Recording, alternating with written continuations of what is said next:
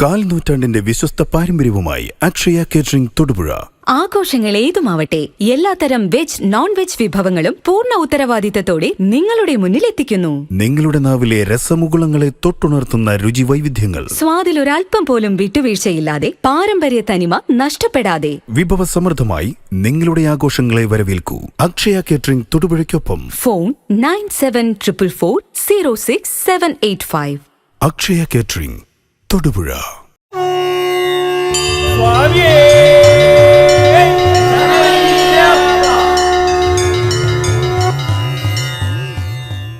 ഇന്ന് വൃശ്ചികമാസം 1-ാം ദിവസം. ശബരിമല തീർത്ഥാടകർ മനസ്സിൽ ഏറ്റവും ആഗ്രഹപൂർവം കൊണ്ടു നടക്കുന്ന പ്രഥമ ദിനം. ശബരിമല അയ്യപ്പസ്വാമിയുടെ ഇരിപ്പിടം കേരളത്തിലാണ്. അതുകൊണ്ട് കേരളത്തെക്കുറിച്ചും നമുക്ക് ചില കാര്യങ്ങൾ അറിഞ്ഞേ പറ്റൂ. ചരിത്രം നമ്മെ ബോധ്യപ്പെടുത്തുന്നത് കേരളം എന്ന് പറയുന്നത് പരശുരാമൻ മഴുവെറിഞ്ഞ് കടലിൽ നിന്ന് ഉയർത്തിയെടുത്ത സ്ഥലം, അത് ബ്രാഹ്മണർക്ക് ദാനം ചെയ്തു എന്നും ആ ഉയർന്നു വന്ന സ്ഥലത്തെ പരിരക്ഷിക്കുന്നതിന് വേണ്ടി 108 ശിവാലയങ്ങളും 108 ദുർഗാലയങ്ങളും പഞ്ചമഹാ ശാസ്താക്ഷേത്രങ്ങളും പ്രതിഷ്ഠിച്ചു എന്നുമാണ് ചരിത്രം രേഖപ്പെടുത്തുന്നത്. പക്ഷേ ഇന്ന് കേരളത്തെക്കുറിച്ച് നമ്മൾ അറിയുമ്പോൾ നമുക്ക് കാസർഗോഡ് നിന്ന് തിരുവനന്തപുരത്ത് പാറശാല വരെയുള്ള ദൂരത്തെക്കുറിച്ച് മാത്രമാണ് ആധുനിക തലമുറയ്ക്ക് അറിയാൻ സാധിക്കുന്നത്. യഥാർത്ഥത്തിലുള്ള കേരളം എന്തായിരുന്നു? കന്യാകുമാരി ക്ഷിതിയാദിയായി ഗോകർണാന്തമായി തെക്കു വടക്കു നീളേ അന്യോന്യമമ്പാ ശിവറേറ്റിവിട്ട കണ്ണോട്ടമേറ്റുണ്ടൊരു നല്ല ഭൂമി. ഇതായിരുന്നു കേരളത്തെക്കുറിച്ചുണ്ടായിരുന്ന സങ്കല്പം. യാഥാർത്ഥ്യം കന്യാകുമാരി മുതൽ ഗോകർണം വരെ ഉണ്ടായിരുന്ന ഭൂഭാഗങ്ങളിൽ, കാസർഗോഡ് മുതൽ ഗോകർണം വരെ ഉണ്ടായിരുന്ന പാടഭാഗം, അല്ലെങ്കിൽ കാസർഗോഡ് മുതൽ ഗോകർണം വരെ ഉണ്ടായിരുന്ന ഭൂമി പൂർണ്ണമായിട്ടും കർണാടകത്തിലും, പാറശാല മുതൽ കന്യാകുമാരി വരെ ഉണ്ടായിരുന്ന ഭൂമി പൂർണ്ണമായിട്ടും തമിഴ്നാട്ടിലും എടുത്തു. അപ്പോൾ തലയും വാലും പോയ ഒരു ഭൂഭാഗമാണ് നമ്മുടെ കയ്യിൽ ഇപ്പോഴുള്ള കേരളം എന്നറിയുക. ഈ കേരളത്തിൽ ഞാൻ ചൂണ്ടിക്കാണിച്ചു തന്ന 108 ശിവാലയങ്ങൾ, 108 ദുർഗാലയങ്ങൾ, പഞ്ചമഹാശാസ്താക്ഷേത്രങ്ങൾ, അതിൽ നമുക്കിപ്പോൾ പ്രാധാന്യമുള്ളത് പഞ്ചമഹാശാസ്താക്ഷേത്രങ്ങൾക്കാണ്. അച്ചൻകോവിൽ, ആര്യങ്കാവ്, കുളത്തൂപ്പുഴ, അയ്യപ്പൻ കോവിൽ, ശബരിമല. അയ്യപ്പൻ കോവിലിന് കാന്തമല എന്നൊരു പേര് കൂടി ഉണ്ട് എന്നോർക്കുക. ഇങ്ങനെയുള്ള പഞ്ചമഹാശാസ്താക്ഷേത്രങ്ങളിലെ ഏറ്റവും പ്രധാനമായിട്ട് നമുക്ക് ചൂണ്ടിക്കാണിച്ച് തരാൻ സാധിക്കുന്നത് സാക്ഷാൽ ശബരിമലയാണ്. ആ ശബരിമലയിലെ ഉത്സവം, അല്ലെങ്കിൽ അവിടുത്തെ ആചാരനിമിത്തമായിട്ടുള്ള ദർശനം ആരംഭിക്കുന്ന ദിവസമാണ് വൃശ്ചികമാസം 1-ാം തീയതി. ആ ക്ഷേത്രത്തിനോട് അനുബന്ധമായിട്ട് നമുക്ക് ഏറ്റവും ബന്ധപ്പെട്ട് കാണിക്കാൻ സാധിക്കുന്നതാണ് ഈ പറഞ്ഞ പഞ്ചമഹാശാസ്താക്ഷേത്രങ്ങൾ. ഗോഡ്സ് ഓൺ കൺട്രി എന്ന് പേര് കേട്ട നമ്മുടെ കേരളം ഇന്നത്തെ സ്ഥിതിയെക്കുറിച്ച് നമുക്ക് വ്യക്തമായ ധാരണ ഭക്തരായ ആളുകളുടെ ഉള്ളിൽ കൃത്യമായിട്ടും ഉണ്ടായിരിക്കും.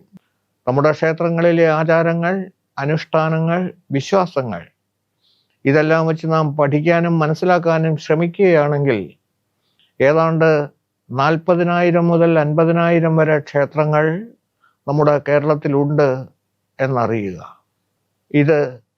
ഈ ക്ഷേത്രങ്ങളെ ദേവസ്വം ബോർഡുകളായി അതിൻ്റെ ഭരണകർത്തൃത്വം, നേതൃത്വം ഏറ്റെടുക്കുമ്പോൾ തിരുവിതാംകൂർ ദേവസ്വം ബോർഡിൻ്റെ കീഴിലുള്ളതാണ് ശബരിമല ക്ഷേത്രം. തിരുവിതാംകൂർ ദേവസ്വത്തിൻ്റെ കീഴിലുള്ളത് ഏതാണ്ട് 1250 ക്ഷേത്രങ്ങളിൽ താഴെയാണ്. 1300 തികയില്ല. 1200 ക്ഷേത്രങ്ങൾ ഉള്ള ഈ സമുച്ചയത്തെ തിരുവിതാംകൂർ ദേവസ്വം ബോർഡിനെ ഭരിക്കുന്നത് 3 അംഗ ബോർഡാണ്. ഒരു പ്രസിഡന്റും 2 മെമ്പർമാരും ഇരിക്കട്ടെ. അടുത്തത് കൊച്ചിൻ ദേവസ്വം ബോർഡാണ്. കൊച്ചിൻ ദേവസ്വത്തിൽ 680 ക്ഷേത്രങ്ങളാണ് ഉള്ളത്. അതും ഇതേപോലെ തന്നെ 3 അംഗ ഭരണസമിതി നോക്കുന്നു. ഞാനിത് വ്യക്തമാക്കുന്നത് എന്താണെന്ന് ചോദിച്ചാൽ, ഇവിടെ ഭരണനിർവഹണം നടത്തുന്ന മന്ത്രിസഭ ഒന്നേ നമുക്കുള്ളൂ. പക്ഷെ ക്ഷേത്രങ്ങൾ ഭരിക്കാൻ ഇപ്പോൾ തന്നെ 2 ബോഡിയായി. ഇനി 3ാമത്തേത് മലബാർ ദേവസ്വം ബോർഡാണ്. മലബാർ ദേവസ്വം ബോർഡിന് ഇതര ദേവസ്വം ബോർഡുകളെ പോലെ പ്രത്യേകിച്ച് അധികാരങ്ങളൊന്നുമില്ല. അവർ ഇത് ഞങ്ങളുടേതാണെന്നൊരു ക്ഷേത്രത്തെ നോക്കി പറയുന്നു, അത് അവരുടേതാണ്. പല ക്ഷേത്രങ്ങളും അധികാരം ഉപയോഗിച്ച്, മുഷ്കുപയോഗിച്ച് പിടിച്ചടക്കുന്ന സ്വഭാവവും മലബാർ ദേവസ്വം ബോർഡ് കാണിച്ചിട്ടുണ്ട്. 1 വർഷം മുമ്പ് ഗുരുവായൂർ ക്ഷേത്രവുമായി വളരെ അടുത്ത് ബന്ധമുള്ള അവിടുത്തെ കോട്ടയ്ക്കകത്ത് തന്നെയുള്ള ഒരു ക്ഷേത്രം വളരെ ബലമായിട്ട് മലബാർ ദേവസ്വം ബോർഡ് പിടിച്ചെടുത്ത കാര്യം മറക്കാറായിട്ടില്ല. ഇത് 3 ബോർഡുകളാണ് ഭരിക്കുന്നതെങ്കിൽ ജുഡീഷ്യറി ഭരണ നേതൃത്വം ഏറ്റെടുത്തിരിക്കുന്ന ഒരു ക്ഷേത്രം നമുക്കുണ്ട്. എക്സിക്യൂട്ടീവ് ഭരണ നേതൃത്വം ഏറ്റെടുത്ത മറ്റൊരു ക്ഷേത്രം സമുച്ചയമാണ്. ഇതെല്ലാം ഉണ്ട്. തിരുവനന്തപുരത്ത് ശ്രീപത്മനാഭസ്വാമി ക്ഷേത്രം ഏറ്റെടുത്തിരിക്കുന്നതും ഭരണം നിർവഹിക്കുന്നതും ആരെന്ന് ചോദിച്ചാൽ ഡിസ്ട്രിക്ട് ആൻഡ് സെഷൻസ് ജഡ്ജി നേതൃത്വം കൊടുക്കുന്ന ഒരു ഭരണസമിതിയാണ് ശ്രീപത്മനാഭസ്വാമി ക്ഷേത്രവും അനുബന്ധമായിട്ടുള്ള 25ഓളം ക്ഷേത്രങ്ങളുടെയും കാര്യങ്ങൾ നോക്കുന്നത്. തൃശ്ശൂരുള്ള ഏറ്റവും പ്രധാനപ്പെട്ട ഒരു ക്ഷേത്രമാണ് ഭരതസ്വാമിയുടെ പ്രതിഷ്ഠയുള്ള ഒരു ക്ഷേത്രം. അതിനോടനുബന്ധമായിട്ടും അത് ഭരണം നിർവഹിക്കുന്നത് തൃശ്ശൂർ ജില്ലാ കളക്ടർ അധ്യക്ഷനായിട്ടുള്ള ഒരു ബോഡിയാണ്. പിന്നെയുള്ളത് ഗുരുവായൂർ ദേവസ്വമാണ്. ഗുരുവായൂർ ദേവസ്വം ഭരിക്കുന്നത് ആർക്കും വേണ്ടാത്ത എന്ന് ഞാൻ പറഞ്ഞാൽ അതൊരു പരിഹാസമാകും, അതുകൊണ്ട് പറയുന്നില്ല. രാഷ്ട്രീയക്കാര് ഒരിടത്തും ഇരുത്താൻ കഴിയാത്തവരാരൊക്കെയുണ്ടോ അവരെയെല്ലാം ഉൾക്കൊള്ളുന്ന ഒരു കമ്മിറ്റി രൂപീകരിച്ച് ആ കമ്മിറ്റിയാണ് ഗുരുവായൂരപ്പ ഭരണം നിർവഹിച്ചുകൊണ്ടിരിക്കുന്നത്. കേവലം 650 കിലോമീറ്ററിൽ താഴെ ദൈർഘ്യവും 50 കിലോമീറ്ററിൽ താഴെ വീതിയുമുള്ള കേരളം എന്ന് പറയുന്ന ഈശ്വരന്റെ സ്വന്തം നാട്ടിൽ ഈ പറഞ്ഞ 1200-ഉം 650-ഉം ഏകദേശം 4000-ഓളം വരുന്ന മലബാർ ദേവസ്വം ബോർഡും അതേപോലെ 25ഓളം ക്ഷേത്രങ്ങൾ വരുന്ന തിരുവനന്തപുരം ശ്രീപത്മനാഭസ്വാമി ക്ഷേത്ര സമുച്ചയവും 12-13 ക്ഷേത്രങ്ങൾ ഉൾക്കൊള്ളുന്ന ഗുരുവായൂർ സമുച്ചയം ഉൾപ്പെടെ ഏകദേശം 7500 ക്ഷേത്രങ്ങൾ എന്ന് വേണമെങ്കിൽ കണക്ക് കൂട്ടിക്കോളൂ. ഈ 7500 ക്ഷേത്രങ്ങൾ ഭരണനിർവഹണം നിർവഹിക്കുന്നതിന് വേണ്ടിയിട്ട് 6 തരത്തിലുള്ള ഭരണ സംവിധാനമാണ് നമ്മുടെ കൊച്ചു കേരളത്തിൽ നിൽക്കുന്നത്. ഇപ്പം എന്തിനു വേണ്ടി ഗവൺമെന്റ് ഈ ക്ഷേത്ര ഭരണത്തിൽ ഇത്രമാത്രം ശ്രദ്ധ ചെലുത്തുന്നു എന്ന് ബോധ്യപ്പെടുത്താൻ വേണ്ടിയാണ് ഞാൻ ഈ വസ്തുതകൾ ഇത്ര വിശദമായി ചൂണ്ടിക്കാണിച്ചത്. ബാക്കി ഉള്ള ക്ഷേത്രങ്ങളിൽ NSS എന്ന് പറയുന്ന നായർ സർവീസ് സൊസൈറ്റിക്ക് നിരവധി ക്ഷേത്രങ്ങളുണ്ട്. ശ്രീനാരായണ ധർമ്മ പരിപാലന സംഘം എന്ന് പറയുന്ന SNDPക്ക് നിരവധി ക്ഷേത്രങ്ങളുണ്ട്. കേരള പുലയർ മഹാസഭ, കേരള തീവര സഭ, വെള്ളാള മഹാസഭ തുടങ്ങിയിട്ടുള്ള ജാതീയ സംഘടനകൾക്കെല്ലാം നിരവധി ക്ഷേത്രങ്ങളുണ്ട്. കുടുംബ സംബന്ധമായി കുടുംബങ്ങൾക്ക് വേണ്ടിയുള്ള ക്ഷേത്രങ്ങൾ അത് വേറെയുണ്ട്. മറ്റൊരു പ്രധാനപ്പെട്ട കാര്യം, കമ്മ്യൂണിസത്തിന്റെ ഈറ്റില്ലം എന്ന് വ്യക്തമാക്കാൻ സാധിക്കുന്ന ആലപ്പുഴ ജില്ലയിലാണ് ഒരു പക്ഷേ തൊട്ട പറമ്പുകളിലെല്ലാം ഓരോ പറമ്പുകളിലും ഓരോ ചെറുതും വലുതുമായ ക്ഷേത്രങ്ങൾ നിലനിൽക്കുന്നത് എന്നതും വ്യക്തമാക്കാതിരിക്കാൻ കഴിയില്ല. പക്ഷേ ഈ ക്ഷേത്രങ്ങൾ, ഇതിൻ്റെ ആചാരങ്ങൾ, അനുഷ്ഠാനങ്ങൾ, വിശ്വാസങ്ങൾ ഇതെല്ലാം കാത്തുസൂക്ഷിക്കാനായിട്ട് നമുക്ക് സാധിക്കുന്നുണ്ടോ എന്ന വസ്തുത ചിന്തിക്കേണ്ടുന്നതാണ്. ഇത് സാന്ദർഭികമായിട്ട് ക്ഷേത്രം ഒന്ന് മാത്രമേ ഉള്ളൂ എന്ന് തോന്നുന്നത് കൊണ്ടല്ല ഇത് പറയുന്നത്. ക്ഷേത്രത്തിന് പ്രത്യേകതയുണ്ട്. പക്ഷേ ഈ ക്ഷേത്രങ്ങളിൽ നിന്നെല്ലാമുള്ള ഭക്തന്മാർ വന്നെത്തുന്ന സ്ഥലമാണ് സാക്ഷാൽ ശബരിമല ക്ഷേത്രം എന്നുള്ളത് നമ്മൾ ബോധ്യപ്പെടണം. ശബരിമല ക്ഷേത്രത്തിൻ്റെ ഇരുന്നിരുന്നതും അതിൻ്റെ ഭരണനിർവഹണം നിർവഹിച്ചിരുന്നതും അയ്യപ്പസ്വാമി തൻ്റെ ബാല്യകാലം 12 വർഷക്കാലം ഓടിക്കളിച്ച് നടന്ന പന്തളം കൊട്ടാരവുമായി അഭേദ്യമായി ബന്ധം പുലർത്തുന്നതാണ്. പന്തളം കൊട്ടാരത്തിൽ കൈപ്പഴ കൊട്ടാരം എന്ന് പറയുന്ന ആ ഒരു പ്രത്യേക സ്ഥലത്ത് അയ്യപ്പൻ ഓടിക്കളിച്ച കൊട്ടാരത്തിൽ ഈ അടുത്ത നാളിൽ നമുക്ക് പോകാൻ ഭാഗ്യമുണ്ടായി. അയ്യപ്പൻ നീന്തി തുടിച്ച് കുളിച്ചിരുന്ന കുളം എന്ന് പറയുന്ന ആ മനോഹരമായ ജലാശയത്തിൻ്റെ അടുത്തും നമുക്ക് എത്താനായിട്ട് സാധിച്ചു. വർഷങ്ങൾക്കും അല്ലെങ്കിൽ ഏതാണ്ട് 1000-ൽ പരം വർഷങ്ങൾക്ക് അപ്പുറത്താണ് ഈ സംഭവം എങ്കിൽ നമുക്ക് പറയാനായി സാധിക്കും പന്തളം കൊട്ടാരവും അതിനോടനുബന്ധമായിട്ടുള്ള കഥകളും ചരിത്രത്തിൻ്റെ ഭാഗത്ത് ഉറങ്ങിക്കിടക്കുന്നുണ്ട്. അത് നമുക്കറിയേണ്ടതാണ്. ഇതിന് അയ്യപ്പസ്വാമിക്ക് 12 വർഷം ഓടിക്കളിച്ച് നടന്ന പന്തളം കൊട്ടാരത്തിലെ അന്നത്തെ തമ്പുരാൻ സമർപ്പിച്ച തിരുവാഭരണമാണ് മകരമാസത്തിൽ നമുക്ക് ഭഗവാനിൽ ചാർത്തി ദർശനം ലഭ്യമാകുന്നത്. മകരമാസം 1-ാം തീയതിക്ക് തലേ ദിവസം അല്ലെങ്കിൽ മകരസംക്രമ ദിവസം സന്നിധാനത്ത് എത്തിക്കുന്ന ആ തിരുവാഭരണം ചക്രവർത്തി തുല്യനായ ഒരു വ്യക്തിക്കുള്ള ആടയാഭരണങ്ങളും ആയുധങ്ങളും ഒക്കെയാണ് അതിലുള്ളത്. ഇത് സമർപ്പിച്ചത് പന്തളം കൊട്ടാരത്തിൽ നിന്നാണ്. പക്ഷെ ഇവിടെ മറ്റൊരു വിഷയം നമുക്ക് വ്യക്തമാക്കേണ്ടി വരുന്നത്, പന്തളം കൊട്ടാരത്തിന് അധികാരമുണ്ടെങ്കിലും ഇതിൻ്റെ കുറേ കാലത്തേക്ക് സാമ്പത്തികമായ ചില കൊടുക്കൽ വാങ്ങലുകളുടെ ഫലമായിട്ട് തിരുവിതാംകൂർ കൊട്ടാരത്തിൻ്റെ അധീശത്വത്തിലേക്ക് ഈ പറഞ്ഞ ശബരിമല ക്ഷേത്രം എത്തപ്പെട്ടപ്പോൾ അതിൻ്റെ ഭരണാധികാരം, ദൈനംദിന ഭരണാധികാരത്തിൽ തിരുവിതാംകൂർ ദേവസ്വം ബോർഡ് കൈകടത്തി. അങ്ങനെ അവർ അതിൻ്റെ അധീശത്വത്തിൽ എത്തിച്ചേർന്നു. ഇതിൻ്റെ ഫലമായിട്ട് ചിത്തിരയാട്ടം എന്ന് പറയുന്ന ആ ദിവസം, കഴിഞ്ഞ മാസത്തിലെ 30-ാം തീയതി 31-ാം തീയതി ആയിട്ട് നടന്ന ആ ഉത്സവം തിരുവിതാംകൂറിലെ ഏറ്റവും അവസാനത്തെ രാജാവിൻ്റെ തിരുനാളിനോടനുബന്ധിച്ച്, പിറന്നാളിനോടനുബന്ധിച്ച് നടന്ന പ്രത്യേക പൂജാ സംവിധാനമാണ് ചിത്തിരയാട്ടം എന്നുദ്ദേശിക്കുന്നത്. അത് ഒരു പ്രത്യേക വിശേഷമായിട്ട് ശബരിമലയിൽ ആചരിക്കുന്നു.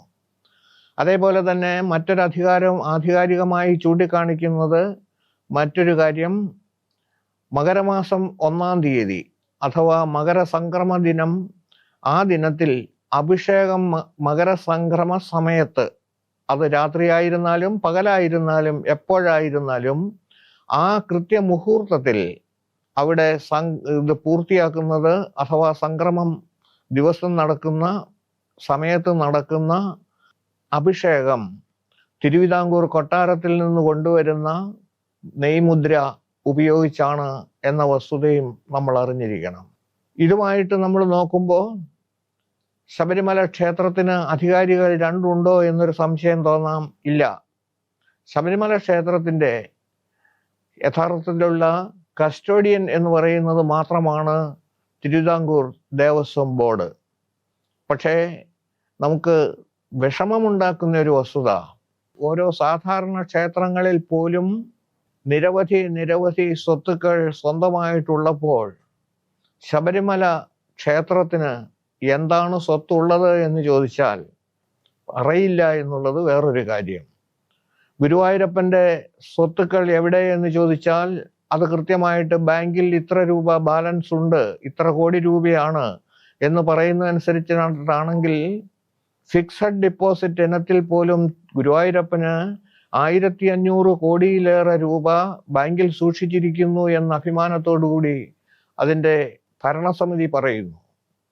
2 ലക്ഷം കോടിയോളം രൂപ നിധിയായി സൂക്ഷിച്ചിരിക്കുന്നു ശ്രീപത്മനാഭസ്വാമി ക്ഷേത്രത്തിൽ. നിധിയായി എന്ന് പറഞ്ഞാൽ രൂപയായിട്ടല്ല, വജ്രവും അതുപോലെയുള്ള രത്നങ്ങളും സ്വർണവും എല്ലാം ചേർത്ത് സൂക്ഷിച്ചിരിക്കുന്നു എന്ന് പറയുമ്പോൾ ഇത്രയും ജനങ്ങൾ, എന്താണ്ട് 1 കോടി പരം ആളുകൾ വന്ന് എത്തിച്ചേരുന്നതായ ശബരിമലയിൽ എന്തുണ്ട് ബാലൻസ് എന്ന് ചോദിച്ചാൽ ആർക്കും പറയാനില്ല.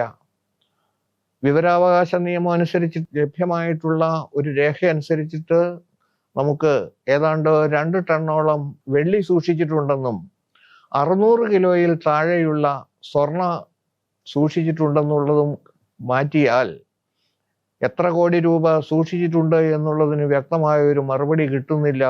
ഇവിടെ കിട്ടുന്ന പണം മുഴുവനും അത് ചെലവ് ചെയ്ത് തീർക്കുകയാണ് എന്ന് പറയാതിരിക്കാൻ തരമില്ല. മറ്റൊരു പ്രധാനപ്പെട്ട വസ്തുത, ഈ തീർത്ഥാടന കാലത്ത് ലോകത്തിൻ്റെ നാനാഭാഗങ്ങളിൽ നിന്നും, അപ്പോൾ അത്ഭുതം തോന്നാം എല്ലാവർക്കും, ലോകത്തിൻ്റെ നാനാഭാഗങ്ങളിൽ നിന്ന് ആരാണ് വരുന്നത്? ഇന്തോനേഷ്യ മുതലായിട്ടുള്ള രാജ്യങ്ങളിൽ നിന്ന്, അമേരിക്കയിൽ നിന്ന്, ഇംഗ്ലണ്ടിൽ നിന്ന് കെട്ടുമുറുക്കി വരുന്ന ആളുകൾക്ക് വേണ്ടി ഈ അടുത്ത നാളിൽ സെൻട്രൽ ഗവൺമെൻറ് ഒരു ഉത്തരവിറക്കി.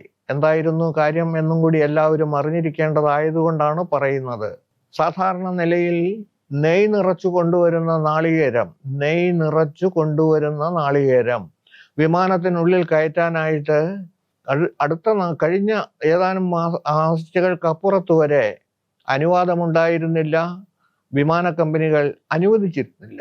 പക്ഷേ ഭാരത സർക്കാർ മുൻകൈയെടുത്ത് ഈ തീർത്ഥാടനകാലം അവസാനിക്കുന്നിടം വരത്തേക്കും ഈ തീർത്ഥാടകരായി വരുന്ന സ്വാമിമാർ കൊണ്ടുവരുന്ന നെയ് നിറച്ച മുദ്ര നാളികേരം ശബരിമലയിലേക്ക് കൊണ്ടുവരുന്നതിന് തിരുവനന്തപുരം എയറോഡ്രാമിലായാലും നമ്മുടെ കൊച്ചിൻ വിമാനത്താവളത്തിലായാലും വന്നെത്തുന്ന വിമാനങ്ങളിൽ അവ കൊണ്ടുവരുന്നതിനുള്ള അനുവാദം നൽകിയിരിക്കുന്നത് സ്വാമിമാർ ഏറെ സന്തോഷത്തോടു കൂടിയാണ് അതിനെ സ്വാഗതം ചെയ്തിട്ടുള്ളത്. ഇങ്ങനെ ഒരു കാര്യമുണ്ട് എന്നുള്ളതും കൂടി നമ്മൾ അറിഞ്ഞിരിക്കുക.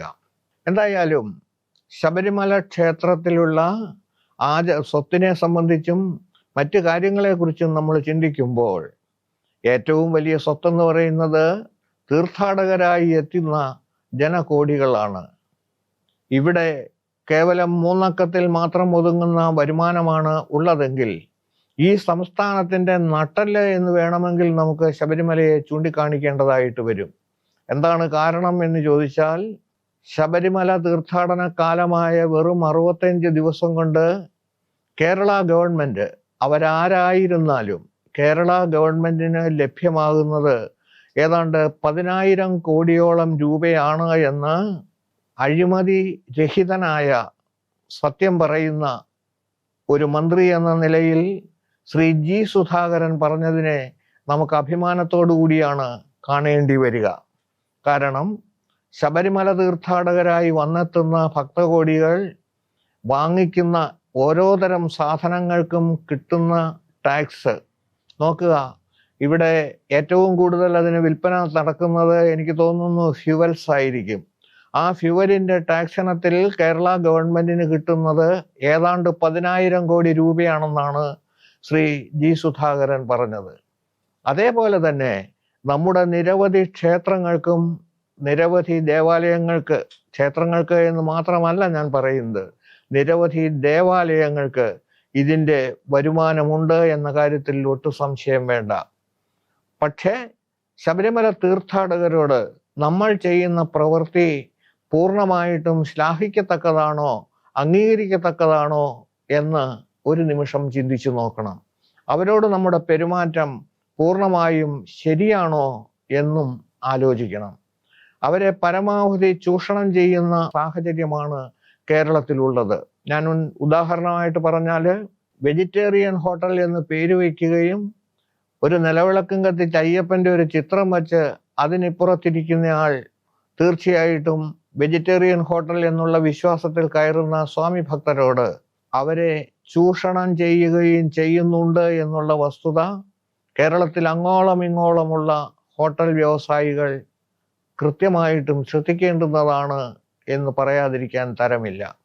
ഇത് പറയുന്നത് എന്തുകൊണ്ട് എന്ന് ചോദിച്ചാൽ, ഒരു വശത്ത് വെജിറ്റേറിയൻ ബോർഡും മറുവശത്ത് നോൺ വെജിറ്റേറിയൻ ബോർഡും വെച്ച് ഒരേ അടുക്കളയിൽ തന്നെയാണ്, ഞങ്ങൾ 2 അടുക്കളയിലാണ് ഇത് പാകം ചെയ്യുന്നതെന്നൊക്കെ അവർ അവകാശപ്പെടും. പക്ഷേ നിർഭാഗ്യവശാൽ ഒരേ അടുക്കളയിൽ തന്നെ പാകം ചെയ്യുന്ന 41-51 ദിവസത്തെ വ്രതധാരികളായി എത്തുന്ന ഈ അയ്യപ്പന്മാര് വിശ്വാസവഞ്ചന കാണിക്കുന്നതാണ് ഏറ്റവും വലിയ ഒരു കുതന്ത്രമായി നമുക്ക് ബോധ്യപ്പെടുന്നത്. ഈ കുതന്ത്രത്തിൽ നിന്ന് അയ്യപ്പന്മാരെ രക്ഷിക്കുന്നതിന് വേണ്ടിയുള്ള അല്ലെങ്കിൽ അവരെ മാറ്റിയെടുക്കുന്നതിന് വേണ്ടിയിട്ടുള്ള ചില ശ്രമങ്ങൾ ചില സംഘടനകൾ നടത്തുന്നുണ്ട്. അതിലൊന്നാമത് നിൽക്കുന്നത് ശബരിമല അയ്യപ്പ സേവാ സമാജം തന്നെയാണ്. ഓരോ 25 കിലോമീറ്ററിലും ഓരോ അന്നദാന കേന്ദ്രം കൊണ്ടുവരുന്നതിനും ആ അന്നദാന കേന്ദ്രത്തിൽ തീർച്ചയായിട്ടും പൂർണ്ണമായിട്ടുള്ള ഭക്ഷണ സംവിധാനം ഈ തീർത്ഥാടകർക്ക് നൽകുന്നതിനും കേരളത്തിൽ എത്തിക്കഴിയുന്നവർക്ക് കേരളത്തിലെ ഒരു ഹോട്ടലുകളിൽ നിന്നും ഭക്ഷണം കഴിക്കാനുള്ള വിധി ഉണ്ടാകാത്ത വണ്ണം പരമാവധി ആളുകൾക്ക് ഭക്ഷണം നൽകുന്നതിനുള്ള സംവിധാനവും ഈ സംഘടന തയ്യാറാക്കുന്നു എന്നത് ഏറെ ശ്ലാഘനീയമാണ്. ഈ തീർത്ഥാടന കാലത്ത് ഏതാണ്ട് 145 സ്ഥലങ്ങളിലാണ് അന്നദാനം നടക്കുന്നത്.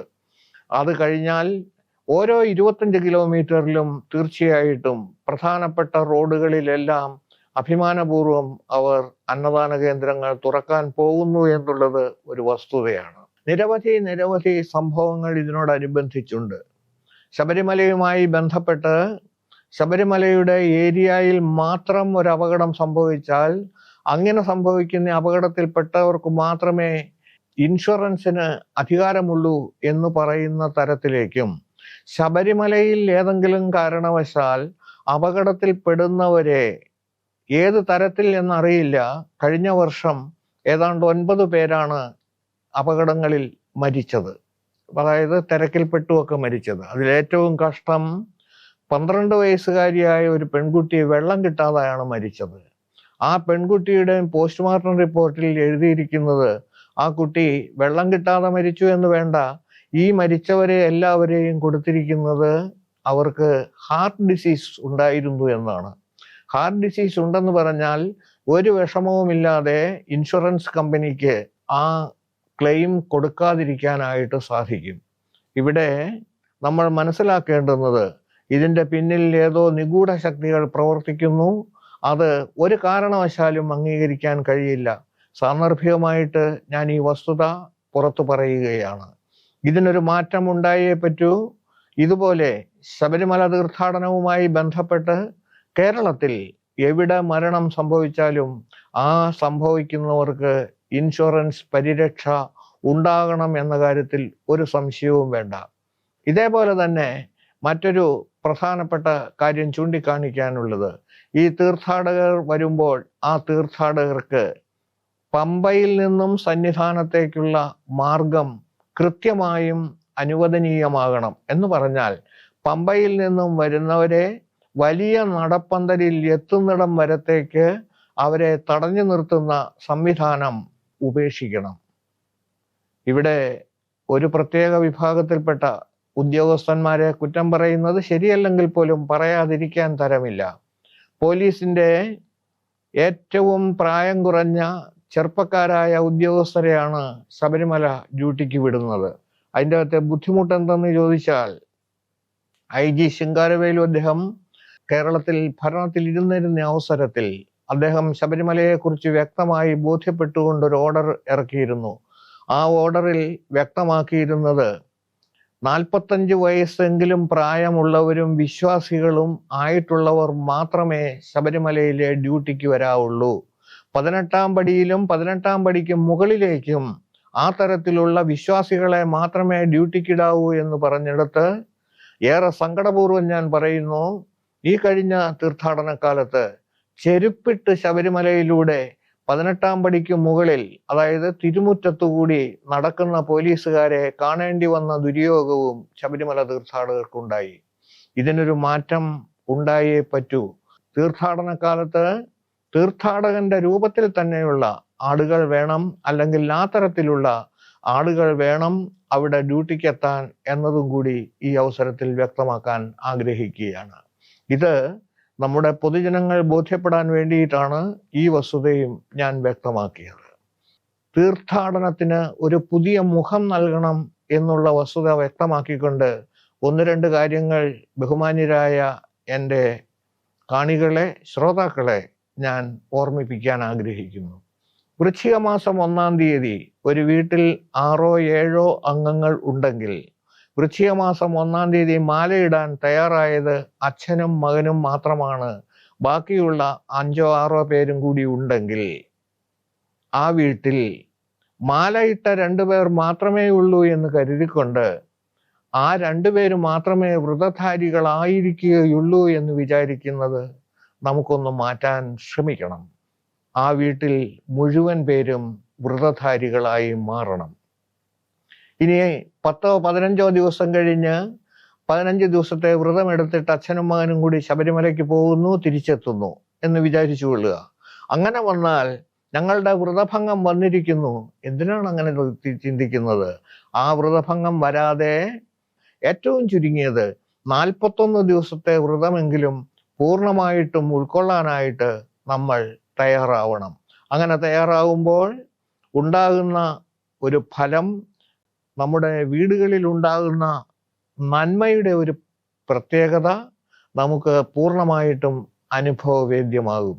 ഒന്നുകൂടി പറയാം, ഒരു വീട്ടിലുള്ള മുഴുവൻ അംഗങ്ങളും 41 വരെ ശബരിമല തീർത്ഥാടനം വൃശ്ചികം 1 മുതൽ ഏത് തരത്തിലുള്ള നിയമാവലി അനുസരിച്ചിട്ടാണ് നമ്മൾ അല്ലെങ്കിൽ അനുഷ്ഠാനങ്ങൾ എങ്ങനെയാണോ ആചരിക്കാൻ തയ്യാറാവുന്നത്, ആ ആചരണം പൂർണ്ണമായിട്ടും വീട്ടിൽ പൂർണ്ണമായിട്ടും ഉൾക്കൊള്ളാനായി തയ്യാറാകണം. ഇതൊന്നാമത്തേത്. രണ്ടാമത്തെ കാര്യം, ശബരിമല തീർത്ഥാടനം കഴിഞ്ഞ് തിരിച്ചെത്തിയാലും 41 ദിവസം വ്രതം ധരിച്ചാൽ ആ വ്രതധാരണത്തിൽ നിന്നും നമുക്കുണ്ടാകുന്ന ഏറ്റവും ശ്രേഷ്ഠമായ പരിണിത ഫലങ്ങൾ നമുക്ക് പൂർണ്ണമായിട്ടും ബോധ്യപ്പെടാനായിട്ടും സാധിക്കും. നമ്മുടെ സ്കൂളുകളിൽ പോകുന്ന കുട്ടികൾക്ക്, അതായത് നമ്മുടെ വരും തലമുറയ്ക്ക് ആചാരണങ്ങളെക്കുറിച്ചോ അതിൻ്റെ പ്രത്യേകതകളെക്കുറിച്ചോ അറിയാത്തത് കൊണ്ട്, പ്രത്യേകിച്ച് സനാതനധർമ്മികളുടെ വീടുകളിൽ സനാതനധർമ്മികൾക്ക് യാതൊരു കാരണവശാലും ആചാരങ്ങളും അനുഷ്ഠാനങ്ങളും ഇല്ല എന്നുള്ള ഒരു വിശ്വാസമാണ് ഉള്ളത്. മാറ്റം വന്നേ പറ്റൂ. അതുകൊണ്ട് തന്നെ ഇതര മതസ്ഥർ ആചരിക്കുന്ന ചില ആചരണങ്ങളെല്ലാം ഏറ്റെടുത്തുകൊണ്ട് ഞാനും നൊയമ്പിലാണ് എന്ന് പറയുന്ന ഒരു അവസ്ഥയിലേക്ക് കേരളത്തിന്റെ പല ഭാഗത്തും കുട്ടികൾ കടന്നു വരുന്നത് കാണുന്നത് കൊണ്ടും കൂടിയാണ് ഞാനിത് വ്യക്തമാക്കുന്നത്. ശബരിമല തീർത്ഥാടനത്തിന് വേണ്ടി നാം ആചരിക്കുന്ന 41 ദിവസത്തെ നൊയമ്പ് അഥവാ വ്രതം എന്ന് പറയുന്നത് പൂർണ്ണമായിട്ടും ഉൾക്കൊള്ളാൻ തയ്യാറാവണം. അങ്ങനെ തയ്യാറാവുമ്പോൾ ആ തയ്യാറാകുന്നതിലൂടെ നമുക്ക് ഉണ്ടാകുന്ന മാനസികമായ സംതൃപ്തി, ഇതര മതസ്ഥർ ആചരിക്കുന്നതാണ് യഥാർത്ഥ നൊയമ്പ് എന്ന് ആരെങ്കിലും ധരിക്കുന്നുണ്ടെങ്കിൽ അവരുടെ വിശ്വാസമനുസരിച്ചിട്ട് അവർ അത് നടത്തട്ടെ എന്ന് നിങ്ങൾ വിചാരിക്കൂ. നമുക്ക് നമ്മുടേതായ നൊയമ്പുകൾ ഉണ്ട് എന്ന് ബോധ്യപ്പെടുക. ഇതാണ് ഏറ്റവും ദൈർഘ്യമേറിയ നമ്മുടെ വിശ്വാസം അനുസരിച്ചിട്ടുള്ള ആചരണത്തിലെ കാലഘട്ടം. വൃശ്ചികം 1 മുതൽ ധനു 11 വരെയുള്ള 41 ദിവസത്തെ നൊയമ്പാണ് എന്ന വസ്തുത മറക്കാതിരിക്കുക. അതോടൊപ്പം തന്നെ മറ്റൊരു 10 ദിവസത്തെ നൊയമ്പ് ഏറ്റവും അല്ലെങ്കിൽ വ്രതം ഏറ്റവും പ്രത്യേകതയുള്ളത് നമ്മുടെ കയ്യിലുണ്ട്. അത് കന്നിമാസത്തിലെ വിദ്യാരംഭം കുറിക്കുന്നതായ ആ പ്രത്യേക ദിനമാണ്. കന്നിമാസത്തിൽ നമ്മൾ വിജയദശമി എന്ന് പറയുന്ന ആ കാലഘട്ടമാണ് ഉദ്ദേശിക്കുന്നത്. ഈ 2 നൊയമ്പുകളും ഈ 2 വ്രതങ്ങളും വ്രതധാരികളാകാൻ വേണ്ടി തയ്യാറാവുകയും വ്രതധാരികളായി നമ്മൾ അത് ആചരിക്കാൻ തയ്യാറാവുകയും ചെയ്യുമ്പോഴാണ് നമുക്ക് നമ്മുടെ ജീവിതത്തിൽ ഒരു സുസ്ഥിരമായ അവസ്ഥ ഉണ്ടാകുന്നത് എന്ന വസ്തുതയും കൂടി ഈ അവസരത്തിൽ വ്യക്തമാക്കട്ടെ. ഇനി നമ്മൾ 2-ാം തീയതിയിലേക്ക് പ്രവേശിക്കുകയാണ്. ആ 2-ാം തീയതിയിലേക്ക് പ്രവേശിക്കുമ്പോൾ നമ്മൾ മാലയിടുന്നതിൻ്റെ മാലയുടെ പ്രത്യേകതകളെ കുറിച്ച് നമുക്ക് സംസാരിക്കാം. സ്വാമിയേ ശരണമയ്യപ്പ.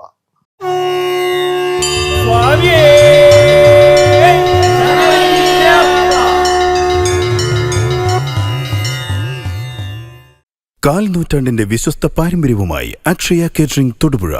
ആഘോഷങ്ങൾ ഏതുമാവട്ടെ എല്ലാത്തരം വെജ് നോൺ വെജ് വിഭവങ്ങളും പൂർണ്ണ ഉത്തരവാദിത്തത്തോടെ നിങ്ങളുടെ മുന്നിൽ എത്തിക്കുന്നു. നിങ്ങളുടെ നാവിലെ രസമുകുളങ്ങളെ തൊട്ടുണർത്തുന്ന രുചി വൈവിധ്യങ്ങൾ. സ്വാദിൽ ഒരൽപ്പം പോലും വിട്ടുവീഴ്ചയില്ലാതെ പാരമ്പര്യ തനിമ നഷ്ടപ്പെടാതെ വിഭവസമൃദ്ധമായി നിങ്ങളുടെ ആഘോഷങ്ങളെ വരവേൽക്കൂ. അക്ഷയ കേറ്ററിംഗ് തൊടുപുഴയ്ക്കൊപ്പം. ഫോൺ 9744406785. അക്ഷയ കേറ്ററിംഗ് തൊടുപുഴ.